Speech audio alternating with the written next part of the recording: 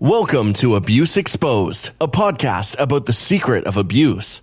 Each episode, we deliver intriguing Christian and personal experiences on abuse and how to overcome it. The content is not intended to be a substitute for professional mental or medical advice, diagnosis, or treatment. Always seek the advice of your physician or other qualified mental health provider with any questions you may have regarding a medical or mental condition. Now, here's your host, live from Texas, ISpeakMotivate.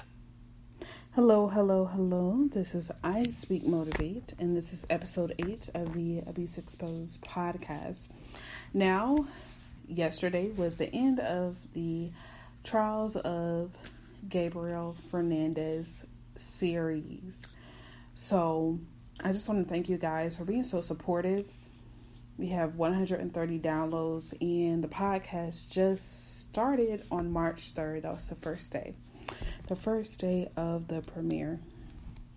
So I'm very excited to have, so much support because the community definitely needs the support. Now, you guys, a little bit about me. I am an adult survivor of child abuse and domestic violence.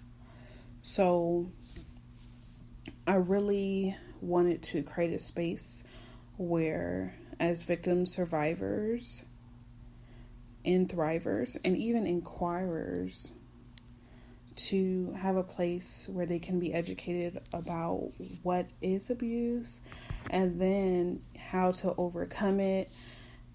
I'll, share some things that I personally went through as well. And the reason for that is because I just really want it to be a place where you all don't feel alone. Because I remember when I was in the abusive situations, that's all I felt was alone. Period.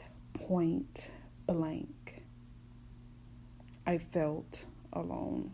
And so I don't want you all to feel alone. I want the community to be built up so that you all can lean on each other and love on each other and encourage each other and share you all's stories and see the similarities and differences, So let's get to it today. Episode 8 is going to be forms or types of abuse.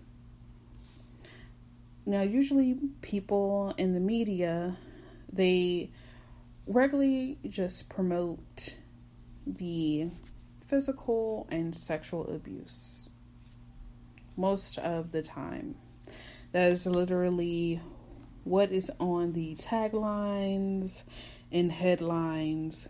It's the physical and sexual abuse. But what we want to talk about today is the usual things that are implemented before the physical or sexual abuse happens, which is very important because if you can catch those signs, you're least likely to get to the point where you're physically or sexually abused. So you know those red flags. So important because if we're educated, we're able to prevent future crises and things like that. And the reason why I'm so passionate about this is because being in a childhood abusive situation, your foundation is nothing but unhealthy behaviors. You have no sense of boundaries. So you're in a codependent state. So when you become an adult, when a young man or a young woman comes up to you trying to be a romantic partner and they start having similar behaviors to your abusive parents, it's not foreign to you, so you feel as if that's okay because that was your foundation. Okay? So it's very important for us just to, open up our hearts and minds and just learn about what abuse is so that we can begin to heal and finally be who we truly are. Now, I'm getting this list and examples of abuse from the Calgary's Women's Emergency Shelter.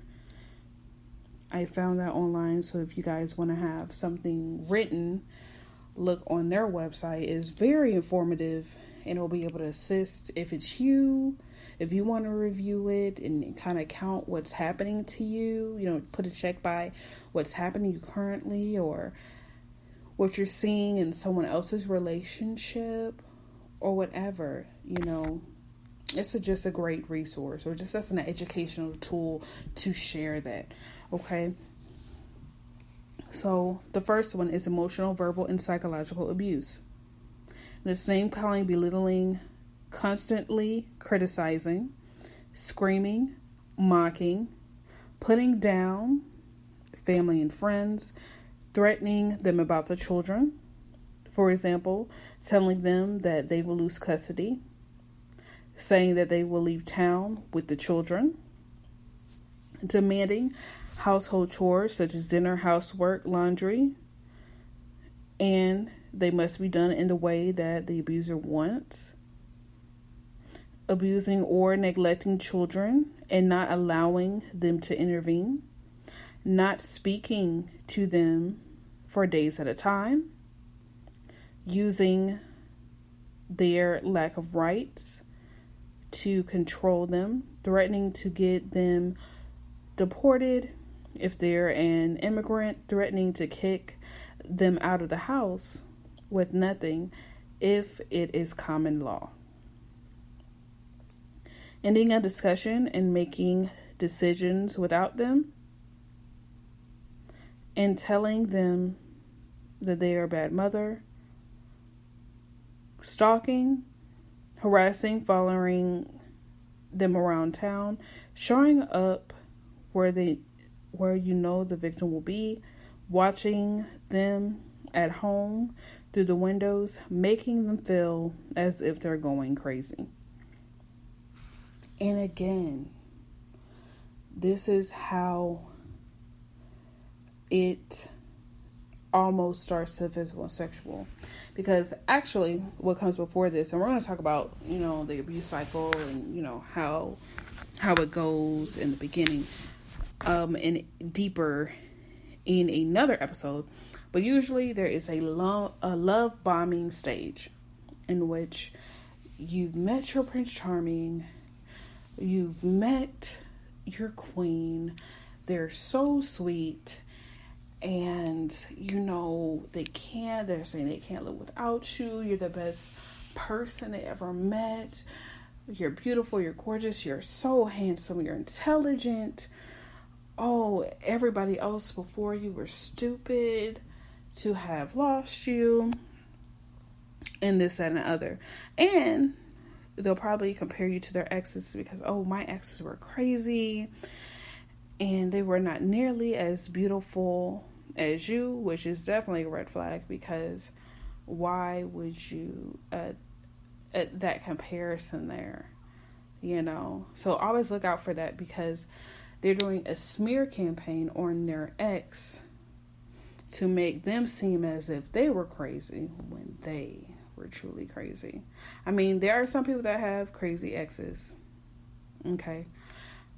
But it is definitely a red flag, because when I was in the domestic violence relationship, my ex stated that all of his exes were crazy and they didn't know how to love him, okay? And so, I was like, I'm gonna make it my duty to prove that I know how to love him. Again, it's just how it starts, you guys. Now, the next one is intimidation, threats, and control, including towards pets. Destroying property, giving them angry looks, making them do something humiliating or degrading, begging for forgiveness, having to ask their permission to use a car to go out, saying things to scare them, telling them something bad will happen, threatening to commit suicide, threatening to hurt children, pets, friends, family, or anyone that helps them, bossing them around, threatening to give away, harm, or kill the pets if they leave, making rules about what they can say, do, where, or whom to talk to, changing the rules without telling them, unpredictability, reminding them of past abuse. You remember what happened the last time you didn't listen to me, turning others against them, threatening to spread rumors about them to friends and family if they don't comply. Now, I want to give some personal examples of this, okay? So, making rules about what they can say, do, where, or whom to talk to. I'm just going to give you a quick one there. So, when I was with my abusive partner, I couldn't wear jeans. I couldn't say hi to any guys. That's how it started. First, I couldn't say hi to guys. Then it moved on to I couldn't say hi to girls. Then it moved to why are you talking to your mom and dad? Then it moved to why are you watching Netflix with your sister? So first, it's a request that seems shady, but not really that bad. Like that you kind of, explain away. Like, oh yeah, I wouldn't want him to be talking to girls either. So you know what? I'm not going to talk to guys. So you kind of explain it away. Oh, I wouldn't want him to, be showing himself either. So you know what? I won't wear jeans. You make up these excuses, to explain why that crazy thing that they're requesting is right. And why do you do it? Because you want to prove your love for them. You're always proving your love, okay? Now, let's go into financial or economic abuse, which is keeping money from the family, trying to stop them from making money, trying to make them hand over money, trying to make them account for how they spend the money, forcing the family to live in poverty when money is available, wrecking of debt, even often in the victim's name. Okay.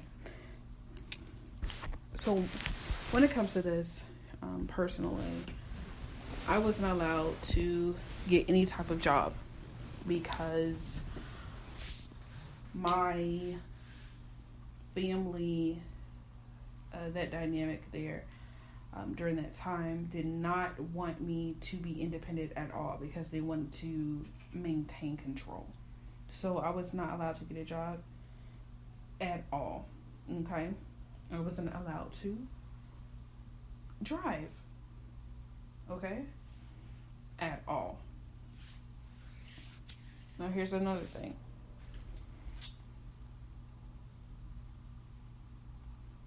Cultural or spiritual abuse. Attacking or ridiculing their belief system and or culture. Attempting to stop them from practicing or participating in spiritual practices. Attempting to use spirituality or religion as a means to controlling them. Destroying spiritual objects or scriptures, attempting to force them to accept spiritual beliefs or engage in spiritual practice. Okay? So, in my household, it was, if you are a child of God, you would do this. If you were a child of God, you would do that. If you're following the scriptures, you would do this. So I'm like, okay,